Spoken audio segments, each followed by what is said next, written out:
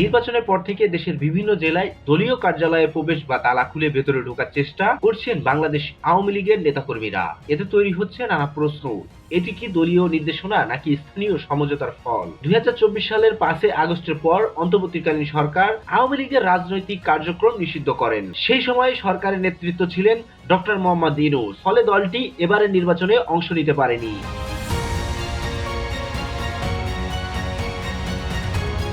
তবে নির্বাচন শেষে ঢাকা সহ পঞ্চগড়, চাঁদপুর, সাতক্ষীরা ও খুলনা সহ একাধিক জেলায় কার্যালয় খুলে অবস্থান নেওয়ার খবর আসছে।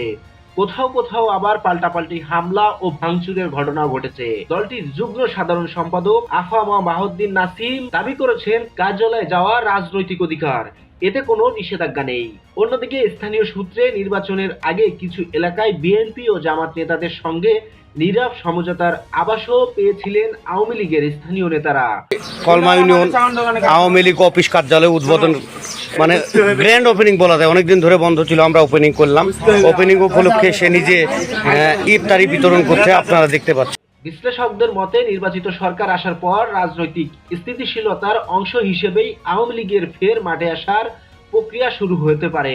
প্রশ্ন একটাই, নিষেধাজ্ঞার পরেও কার্যালয় ফেরত এই তৎপরতা কি রাজনৈতিক নতুন সমীকরণের ইঙ্গিত দিচ্ছে?